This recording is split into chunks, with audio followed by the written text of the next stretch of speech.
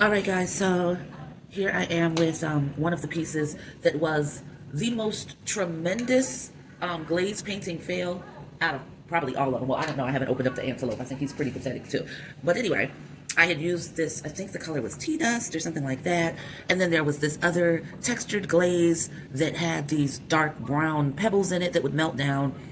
And because I don't really know how to glaze, paint, and blend, I thought all of this was going to come out much softer. Now, mind you, not trying to take the blame off of myself if the blame is myself, but the studio did tell me that they fired this low and it may have needed to be mid-fired, so I don't know if that would have made the difference. I feel like if it was fired low and it came out this dark, that it just would have come out darker on a higher fire, but I don't know the chemical properties or the chemical rules or what happens. So anyway, what I'm doing now is going in with khaki and putting a nice layer over that so that I can just repaint the whole thing.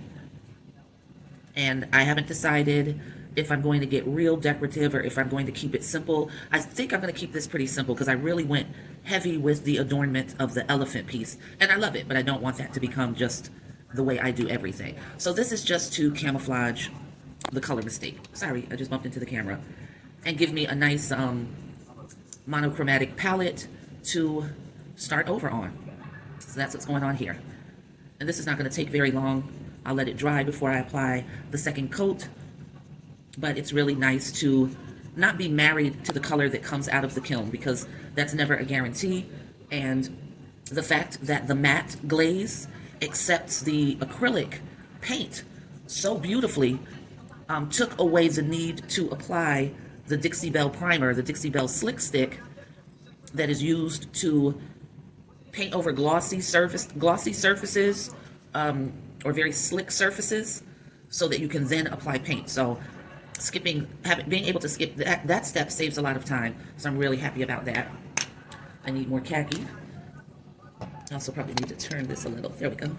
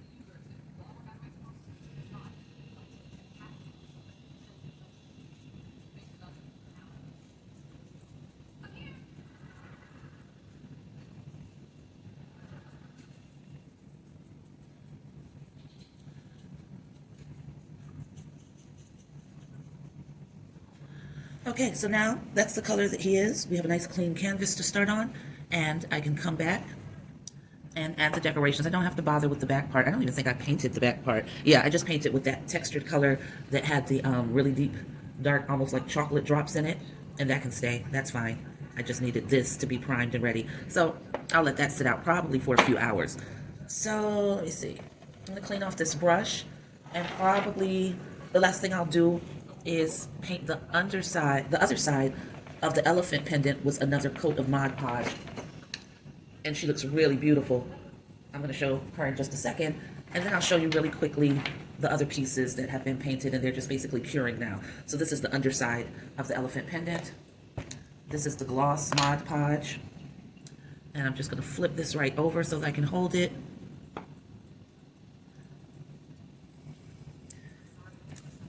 And I'm just going to go in here and paint again. And this is with the sealant.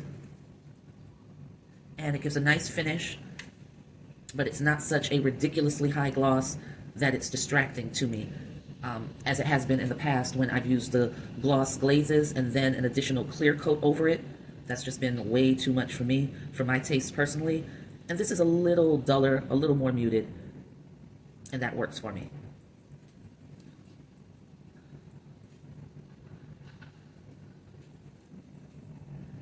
Now, one thing that is concerning me is that a lot of bubbles are appearing right now, and I don't know why that is.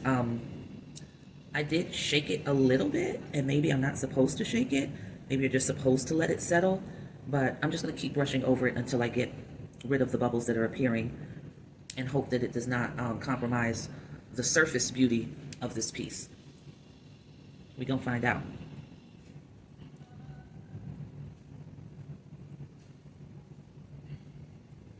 Yeah, like I said, a lot of bubbles.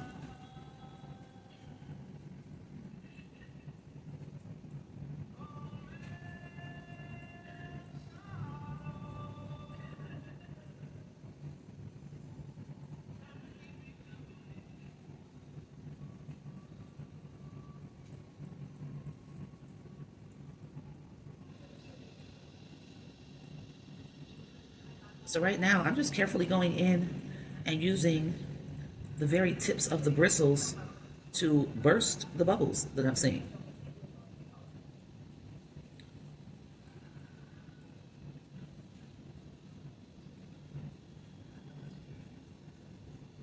And then I'm going to read the directions on the Mod Podge, which I probably should have started with since I had not used it in so long, and see if my mistake was doing that little bit of shaking up that I did.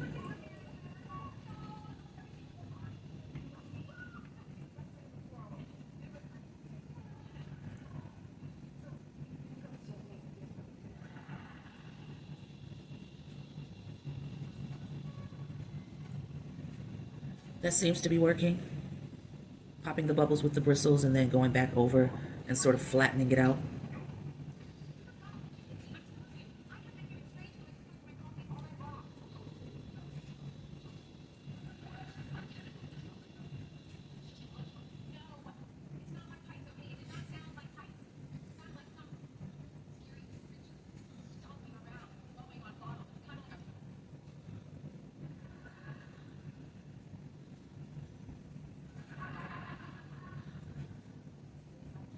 Okay, so that is the last coat that I'm adding to him. That is going to dry clear and glossy, and I'm just going to gently maneuver him down, burst another little bubble that I see.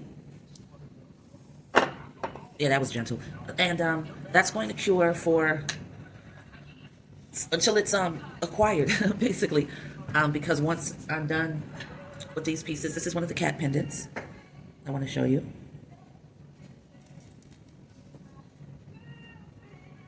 And that'll be paired with some sort of beading or jewelry. I haven't gone through and painted all the beads, but here are some examples of some of the hand-rolled beads. There's going to be an assortment, and I'm just going to go crazy with that. So that was the cat pendant. Here's the first elephant pendant that I created. Oh, another thing that's going to happen, I forgot to tell you guys, I'm going to start experimenting with creating silicone molds to see if I will be able to replicate these pieces in a more simple fashion using the mold. Now, I don't know how that's going to work. I may be doomed to a life of hand building, which I'm joking, it's not doomed, I love doing it. But it would be nice to make some limited edition replications of a lot of these pieces. There will be no more than 5 of any pendant. They'll be done in different colors so that each one is unique and it's wearable fine art. So that's the elephant. I'm going to put him there. This is the other kitty cat that my girl Ralph Mead at my job loves. She loves the neutral colors. And yeah, he's very simple and very elegant. And like, you know, this I think is my favorite one out of the 3 cat pendants. Maybe because I believe this one was my... No, I don't know if it was my first. I think it was my second. But anyway, I love this one. And I won't be mad if it doesn't get acquired because I will happily keep it for myself. So that's that one. This is the other cat pendant that it was really crazy because the color of the matte glaze was very sandy. It was almost akin to something like this, but with a slightly greenish tint. And once I put the coating over it, it changed it. It made it really dark, and it looks chocolate, like a chocolate cat. You almost want to bite into it. So that's how that one's coming out. And of course, all of these are going to be paired with beadings, and I'm going to have a self-taught jewelry making course so that I can make nice clasps. This was one of the cornrow motif pieces that I was working on, and I just made a simple heart pendant out of that. Now this was one where I really felt like the gloss factor made this one pop. So And that's what it looks like on the back. But just beautiful statement pieces. And again, of the cornrows motif when I was trying to figure out how to do plaits. And this one was just a simple freestyle that came out a lot prettier than I imagined it would have. So this is another one that I fell in love with, much to my surprise. Now, this is the matte glaze. It's chalky now because it's been on a dusty surface, so that would have to be cleaned off. I told you guys I like for my pieces to look archaeological, like they just got pulled from the earth. So I was not mad at this. What I was mad with is that this look on here was very flat, so you couldn't really distinguish what it was. So I ended up going in with red ochre, old gold, and burnt umber and painted the cornrow details. And then it became something different and really beautiful to me. I'm trying to adjust the lighting again. So that's a beautiful piece. So right now we have 1, 2, 3, 4, 5, 6, 7 pieces. I'm just going to move these back out of the way, and I think we might as well go ahead and I know that the antelope piece that I did, where is my freaking seahorse? I got a seahorse, y'all. I forgot about him. He's somewhere. I gotta find him. He must still be in the box. Hold on, y'all. Where the frick is my seahorse? Hold on, hold on, hold on.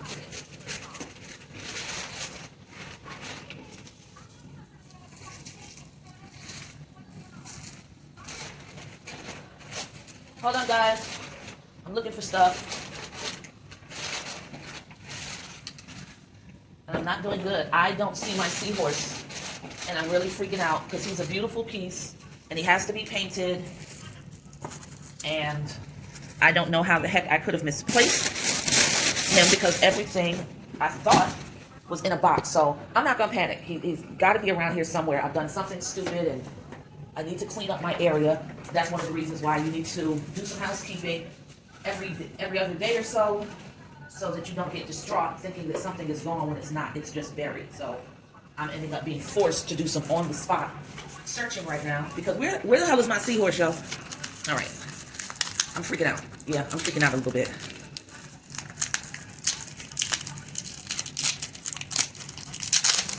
Because I really did a beautiful job with sculpting that piece.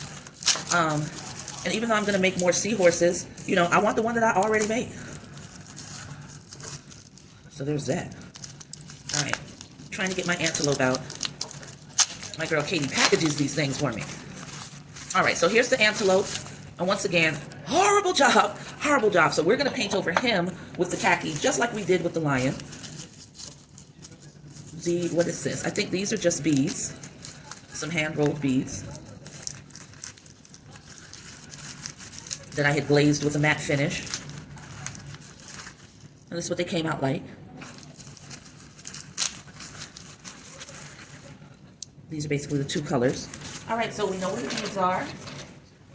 This is another set of beads that's packaged up. Let's take a look at that because I haven't opened that either.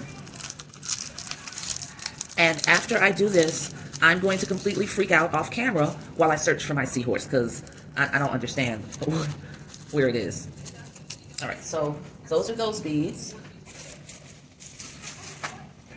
This, I believe, was another plaits motif design that I did. Let's open that up, see what it looks like. Yeah, really simple. You get a chance to see what it looks like with the matte glaze. I'm going to definitely go in here and add a lot of highlights to it. Now this is the really huge statement piece lion that I did in that same textured matte that I used for this other lion. Now this is him. Now, he's beautiful. I love this stoneware look, but I think that all I'm going to do is go in with probably a light touch of khaki mixed with a little bit of burnt umber, and I'm just going to add some really light highlights. I want this to be the prevailing texture and color. So yeah, all right guys, so now it really is time for me to go ahead and get off this camera. Let's see, how many minutes have we spent together? Can't see. We are clocking out at 21 minutes. And I've got to find my unicorn, so please cross your fingers for me. I don't know if I dropped him somewhere and lost him because all of this was part of what came back from the studio, and now I just suddenly don't see him. So, yeah, that would not be cool. But I'll catch y'all on the flip side, all right? Peace.